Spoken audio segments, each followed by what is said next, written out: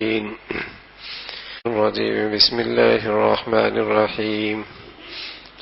اليوم أكملت لكم دينكم وأتممت عليكم نعمتي ورضيت لكم الإسلام دينا. صدق الله العظيم. اللهم صل على سيدنا محمد النبي الأمي وعلى آله وأصحابه وسلم. اللهم صل على سيدنا محمد النبي الأمي وعلى آله وأصحابه وسلم. میرے معزز مسلمان بزرگوں، عزیز بھائیوں، قرآن کی یہ آیت جس میں اللہ نے اہل ایمان کو ایک خوشخبری عطا فرمائی ہے، ایک عظیم الشان نعمت کا اعلان ہے۔ یہ ذی الحجہ عرفہ کا دن، جمعہ کا دن، عصر کا وقت، اللہ کا نبی صلی اللہ علیہ وسلم اپنی قصوہ نامی اونٹنی پر تشریف فرما تھے، اور آپ کے سامنے ابو بکر، عمر، عثمان، علی، طلحہ، زبیر، حسن، حسین رضوان اللہ علیہم اجمعین 1,00,000 کے قریب حضرات صحابہ کا مجمع تھا۔ اس سے زیادہ مقدس، پاکیزہ اور اس سے بڑھ کر جانثار زمین و آسمان نے ایسا مجمع نہیں دیکھا اور نہ دیکھے گی۔ تو یہ تاریخ اسلام نے سارا خوبصورت منظر محفوظ کیا، بلکہ ایسا محفوظ کیا کہ اس سے بڑھ کر تصور بھی نہیں ہو سکتا۔ یہ آیت اس وقت اتری ہے، اس وقت آپ کی عمر 63 کا سال چل رہا تھا، نبوت کا 23واں سال تھا، اور اس دن یہ آیت اترتی ہے، الیوم اکملت لکم دینکم واتممت علیکم نعمتی ورضیت لکم الاسلام دینا، کہ جس دین کا آغاز نہ صرف 23 سالہ بلکہ حضرت آدم سے جس دین کا آغاز ہوا، پھر 23 سالہ نبوت کے اندر وہ سلسلہ چلتا رہا، آج اللہ نے اس دین کو کامل کر دیا۔ الیوم اکملت لکم دینکم، ہم نے تمہارے لیے تمہارا دین مکمل کر دیا۔ ورضیت لکم الاسلام دینا، اور اسلام کو بطور دین ہم نے پسند کر لیا۔ اور نہ صرف یہ بلکہ یوں فرمایا، وَمَن يَبْتَغِ غَيْرَ الْإِسْلَامِ دِينًا فَلَن يُقْبَلَ مِنْهُ وَهُوَ فِي الْآخِرَةِ مِنَ الْخَاسِرِينَ، جو اسلام کو چھوڑ کر کوئی اور دین اختیار کرے گا، اللہ کو وہ دین قبول نہیں ہے۔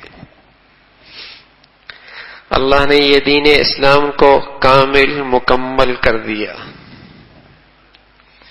کامل دین، مکمل دین، یہ اللہ کی طرف سے امت پر وہ انعام ہے، انسانیت پر وہ اکرام و اعزاز ہے کہ ایک یہودی حضرت عمر رضی اللہ تعالیٰ عنہ سے کہنے لگا کہ اگر یہ خوشخبری ہمارے دین میں آتی، ہماری مذہب میں آتی، تو ہم اس دن کو بطور عید کے مناتے، کہ بڑی خوشخبری ہے یہ کہ تمہیں اللہ نے ایک کامل مکمل دین کی خوشخبری سنائی ہے۔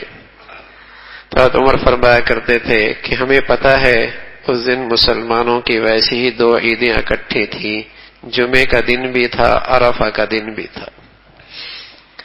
جس دن اللہ نے اہل ایمان کو یہ خوشخبری اور انعام دیا، الیوم اکملت لکم دینکم واتممت علیکم نعمتی ورضیت لکم الاسلام دینا، یہ عظیم الشان نعمت ہے۔ میرے عزیزو، اللہ کی جتنی بڑی یہ نعمت ہے، ہماری بدقسمتی، مسلمانوں کی بدقسمتی کہ اتنی اس عظیم الشان نعمت کی ناقدری بھی ہے۔ نہ صرف یہ کہ یہ آج اجتماعی زندگی میں دین کوئی نہیں، بلکہ آج اس دین کو اجتماعی زندگی میں اس کی ضرورت بھی محسوس نہیں کی جاتی، بلکہ ذہن سازی یہ کی جا رہی ہے، سوچ یہ بنائی جا رہی ہے کہ اگر زندگی کے اجتماعی حصے میں اسلام کو رواج دے دیا تو گویا کہ زندگی کا پہیہ پیچھے کی طرف چلا دیا۔ سوچ یہ دی جا رہی، فکر یہ دی جا رہی، ذہن یہ بنایا جا رہا، کفر کے اعلی کار مسلمان معاشرے میں جو آستین کے سانپ کی طرح ان کے صفوں میں بیٹھے ہیں، وہ مسلمان قوم کا یہ ذہن بنانے بیٹھے کہ اگر اسلام کو اجتماعی زندگی میں رائج کر دیا، اگر اسلام عدالت میں بھی آ گیا، ایمان کے اندر بھی آ گیا، تاجر کی معیشت میں بھی آ گیا، زارع کی کاشتکاری کے اندر بھی آ گیا، اور اسلام کا عدل و انصاف اگر ایمانوں کے اندر اور عدالتوں کے اندر بھی آ گیا، اور اسلام کے اس خوبصورت پاکیزہ عفیف نظام کے تحت اگر یہ کنجری خانے بند ہو گئے، بدکاری کے اڈے بند ہو گئے، بے حیائی فحاشی کے راستے مسدود ہو گئے، سود کے سلسلے ختم ہو گئے، رشوت کا سلسلہ ختم ہو گیا، بیٹیوں اور بہنوں نے حیا کی چادر اوڑھ لی، مسلمان اللہ کے حکم زندہ کرنے لگ گئے، تو بدقسمتی سے ذہن یہ بنا جا رہا کہ شاید ہم تاریکی کی طرف چلے جائیں گے، ہم تنزلی کی طرف جا جائیں گے، ہم ترقی کے راستے سے ہٹ کر تنزلوں کے راستے پہ چل پڑیں گے۔ حالانکہ مسلمان کا عقیدہ یہ ہے کہ اسلام وہ عظیم الشان نعمت ہے، اسلام وہ عظیم الشان قانون زندگی ہے جس میں اللہ نے اس کی آخرت نہیں، دنیا آخرت کی فلاح اور صلاح رکھی، صرف آخرت نہیں، دنیا آخرت کی فلاح اور صلاح اس کی دین اسلام کے اندر ہے، اور یہ دین اسلام مکمل ہے، اسلام کا معاشی نظام بھی ہے، اسلام کا تربیت کا نظام بھی ہے، اسلام کا نظام تعلیم بھی اپنا ہے، اسلام کے اندر ایوان اور تجارت اور عدالتوں کا اصلاح پر مبنی نظام قانون بھی ہے، اور سبحان اللہ قرآن نے ایسا کچھ ضابطے اس کے بتلائے ہیں کہ وَلَكُمْ فِي الْقِصَاصِ حَيَاءٌ، اس کا حسن بتایا ہے اسلام کے قانون کا، وَلَكُمْ فِي الْقِصَاصِ حَيَاءٌ، کہ اگر تم نے قصاص کا قانون اس دھرتی پہ زندہ کر دیا، یہ حدود ایسے ہیں، شراب پر جو حد ہے، چور کی جو حد ہے، زانی کی جو حد ہے، اور اسی طریقے سے جو قتل کی سزا اور قصاص اور حد ہے، یہ ایسے حدود اللہ ہیں اسلام کے کہ دنیا کی کوئی پارلیمنٹ، بلکہ دنیا کا کوئی ولی، یہاں تک کہ کوئی نبی، کوئی صحابی بھی اس کے اندر ترمیم نہیں کر سکتا۔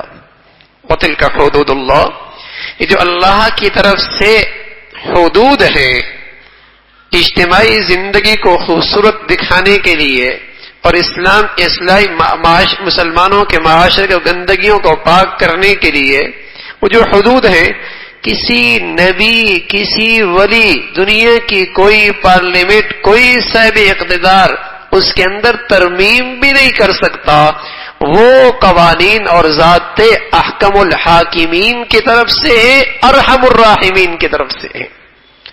جہاں وہ ذات جس نے وہ قانون اور ضابطہ بنایا ہے وہ حاکموں کا حاکم ہے، وہاں اس کی ایک بڑی خوبی یہ ہے کہ وہ ارحم الراحمین ہے، رحم کرنے والوں میں سب سے بڑھ کر رحم کرنے والا ہے، اس سے بڑھ کر رحم کرنے والا کوئی نہیں۔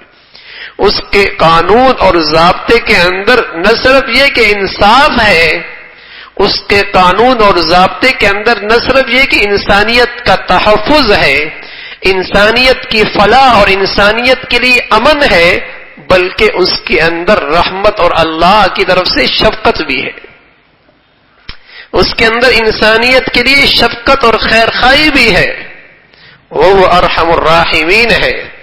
تو وَلَكُمْ فِي الْقِصَاصِ حَيَاءٌ یا اُولِي الْأَلْبَابِ، اے ایمان والو، اگر ایک شخص قتل ہوا اور اسے ناحق قتل کیا گیا، اور تم نے اس کے بدلے میں قاتل کو کٹہرے میں کھڑا کر کے اسے بھی قصاصاً قتل کیا گیا۔ بظاہر دیکھنے میں ایک جان تو چلی گئی، دوسری جان بھی جا رہی ہے، لیکن قرآن ہے، اللہ کا کلام ہے، اور اللہ سے بڑھ کر انسانی معاشرے کے نفسیات سے کوئی واقف کوئی نہیں۔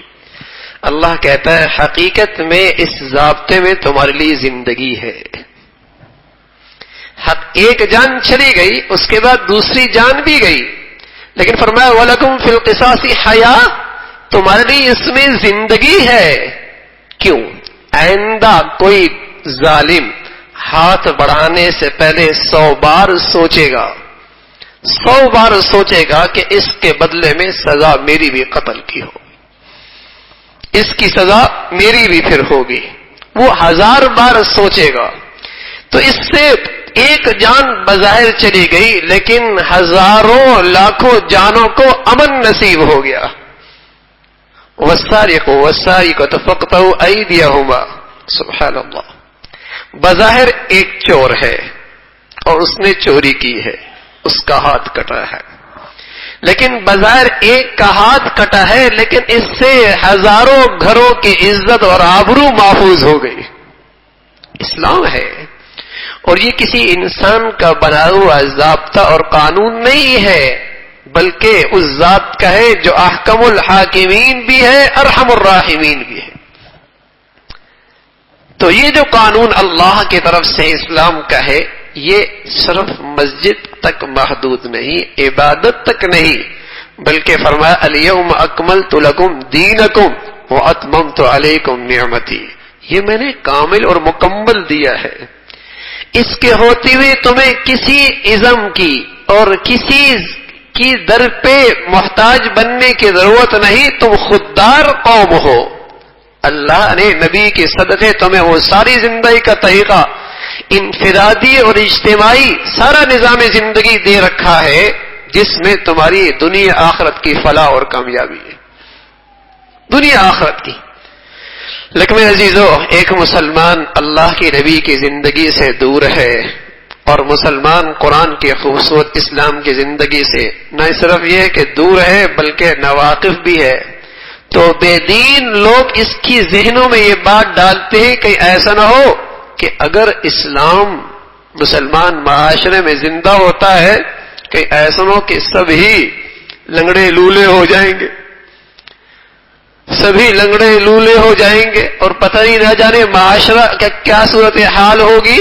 نہ، جن اسلاف کے ہم نام لیوا ہیں، جنہیں حضرات صحابہ رضوان اللہ علیہم اجمعین کہتے ہیں، جنہوں نے مشرق مغرب پہ اسلام کا جھنڈا لہرایا ہے، اگر ان کے اندر کوئی سب سے بڑھ کر خوبی اور کمال تھا تو وہ یہ تھا کہ وہ اسلام کے انفرادی اور اجتماعی زندگی سے ایک بالش بھی دستبردار ہونے کے لیے تیار نہیں تھے، ایک انچ بھی اس سے دستبردار ہونے کے لیے تیار نہیں تھے۔ اور سبحان اللہ، جب دھرتی پہ اسلام اپنی اصل شکل کے اندر زندہ ہوتا ہے تو پھر لاکھوں انسانوں کے دلوں کے اندر ایمان اسلام کی عظمت کا چراغ روشن ہونے لگتا ہے، لاکھوں انسانوں کے دلوں کے اندر سے ایمان اور اسلام کا چراغ روشن ہونے لگتا ہے، اس لیے کہ اس کا حسن اتنا ہے، اس سوسائٹی اور معاشرے کے اندر کشش اتنی ہے۔ خود اللہ کا نبی صلی اللہ علیہ وسلم جب حدیبیہ کے موقع پہ صلح ہوتی ہے، اور مدینہ منورہ کی وہ سلطنت جس کا آغاز ابھی ابتدا ہی سے ہوا تھا، اور اس میں اس بات کا فیصلہ ہوا اس صلح کے اندر کہ مکہ کا مشرک مدینہ منورہ میں آ سکتا ہے، مکہ کا مشرک مدینہ منورہ میں آ سکتا ہے۔ اور ہوا کیا کہ اس وقت مسلمانوں کی تعداد 1400 ہے، صرف 1400۔ جب صلح حدیبیہ پہ مسلمان موجود ہیں، صلح ہوئی، معاہدہ ہوا، مشرکین کا مکہ میں آنا جانا شروع ہوا، تو وہ مکہ مدینہ منورہ کا وہ پاکیزہ اور اسلام پر مبنی معاشرہ جو ان کی انفرادی زندگی سے لے کر بازار اور ان کی زندگی کے فیصلوں تک ہر جگہ وہ اسلام کا حسن کی خوشبو موجود تھی، تو نتیجہ یہ نکلا کہ کفار صرف 2 سالوں کے اندر مسلمانوں کی تعداد 1400 سے بڑھ کر 10,000 تک ہو گئی. اور حیرت ہوگی کہ ان 2 سالوں کے اندر نہ تلوار چلی نہ زبان چلی، صرف اسلام کا وہ خوبصورت کردار جو معاشرے میں انہوں نے دیکھا اس نے اتنا انہیں متاثر کیا کہ صرف 2 سالوں کے اندر جب فتح مکہ ہوا تو مسلمانوں کی تعداد 1400 سے بڑھ کر 10,000 تک. یہ اسلام کا حسن ہے. جب یہ انفرادی زندگی سے لے کر اجتماعی زندگی میں زندہ ہوتا ہے تو پھر اس کی خوشبو پھیلنا شروع ہوتی ہے. اور اسی نعمت کی نقدری اللہ رب العزت نے یوں بتائی کہ وَضَرَبَ اللَّهُ مَثَلًا قَرْيَةً كَانَتْ آمِنَةً مطمئنہ یأتیہا رزقها من کل مکان فکفرت بانعم اللہ فاذاقها اللہ لباس الجوع والخوف بما كانوا يصنعون. یہ اللہ کا کلام ہے اور یہ قرآن کی آیت ہے. اللہ کہتا ہے ایک بستی، ایک ملک، ایک شہر. قرآن تو زندہ کتاب ہے اور یہ قرآن کی آیت ہر ایک کو ہر معاشرے کی تصویر دکھاتی ہے. وضرب اللہ مثلا قریہ کانت آمنہ، ایک بستی، ایک ملک، ایک شہر، کانت آمنہ امن کے ساتھ رہتی تھی. امن کہتے ہیں باہر کا دشمن کا ڈر کوئی نہیں. مطمئن رہتی تھی. مطمئن کہتے ہیں اندر کا خوف کوئی نہیں. لیکن اللہ رب العزت فرما رہے کہ یأتیہا رزقها من کل مکان، ان کے سارے معاشری راستے بھی پرامن تھے اور اللہ آسمان سے رحمت کی بارشیں، زمین رحمت کا غلہ دے رہی تھی. تو کیا ہوا؟ فکفرت بانعم اللہ، انہوں نے اللہ کی نعمت کی ناشکری کی. انہوں نے اللہ کی نعمت کی ناشکری کی. جہاں اور اللہ کی بہت ساری نعمتیں اس وطن عزیز میں ہیں، ایک بڑی نعمت یہ تھی کہ اللہ نے یہ وطن عزیز اس لیے دیا تھا کہ انفرادی اور اجتماعی زندگی میں مسلمان آزادی کے ساتھ اسلام پہ عمل پیرا ہو اور ایک ایسا معاشرہ اور ایک ایسا خطہ دنیا پہ اندر ہو جہاں اسلام اپنی پوری حسن کے ساتھ زندہ ہو جائے. کانت آمنہ مطمئنہ. لیکن اس نعمت کی ناقدری کی. یہاں رنگ نسل کے بت کھڑی ہوئی ہے، فرقہ واریت کے بت کھڑے کیے گئے تاکہ اسلام اجتماعی زندگی کے اندر زندہ ہونے کے لیے سب چیزیں زندگی میں رکاوٹ بن جائیں اور بے دین لوگوں کو ان کا سہارا لینے کا موقع مل جائے کہ کس فرقے کا اسلام زندہ کرے. حالانکہ سچ یہ ہے کہ مسلمانوں میں جتنے فروعی اختلافات ہیں ان میں کوئی بھی ایسا نہیں جو زنا کی حرمت کا قائل نہ ہو، سود کی حرمت کا قائل نہ ہو، جوئے کی حرمت کا قائل نہ ہو، اور قصاص اور جسے کہیں کہ اسلام کی حدود کی عظمت اور اہمیت کا قائل نہ ہو. ان چیزوں پر کسی کا کوئی اختلاف نہیں، لیکن ان فروعی اختلاف کو اتنا ابھارا جاتا ہے تاکہ مسلمانوں کے اندر اجتماعی دین کو زندہ کرنے کے لیے اس کا سہارا لیا جائے. ورنہ حقیقت یہ ہے کہ فروعی اختلاف ایسے ہیں کہ جو یہ اسلام کی اجتماعی چیزیں ہیں جن پر کسی کا کوئی اختلاف نہیں، کسی کا کوئی اختلاف نہیں ہے. لیکن میرے عزیزو، اس نعمت اسلام کو جب اجتماعی زندگی سے نکالا تو اللہ نے یہ سزا دی. فکفرت بانعم اللہ فاذاقها اللہ لباس الجوع والخوف بما كانوا يصنعون. پھر یہ قوم خوف اور تنگ دستی کا شکار ہو گئی. فکفرت بانعم اللہ فاذاقها اللہ لباس الجوع والخوف بما كانوا يصنعون. اپنی اس بدعمالی کی وجہ سے انفرادی زندگی سے لے کر اسلام کو اجتماعی زندگی سے جو بیزاری کا اظہار کیا ہے، اس کی سزا یہ ملی ہے کہ پوری قوم خوف اور تنگ دستی کے اندر مبتلا. فَأَذَاقَهَا اللَّهُ لِبَاسَ الْجُوعِ وَالْخَوْفِ بِمَا كَانُوا يَصْنَعُونَ. تو میرے عزیزو، سچ یہ ہے کہ اللہ نے یہ ملک بھی بطور نعمت عطا فرمایا ہے اور اللہ نے یہ عظیم الشان نعمت اسلام عطا فرمائی ہے. یہ اہل اقتدار سے لے کر عوام الناس کی یہ ذمہ داری ہے کہ وہ اس کی اہمیت اور عظمت سے واقف ہوں کہ اجتماعی زندگی اور انفرادی زندگی میں جب اسلام زندہ ہوتا ہے تو مسلمانوں کی فلاح اور کامیابی کی زندگی کا آغاز ہوتا ہے۔ اللہ رب العزت مجھے بھی اور آپ کو بھی کہنے سننے سے عمل کی توفیق نصیب فرما دے۔ آخر دعوانا الحمدللہ رب العالمین۔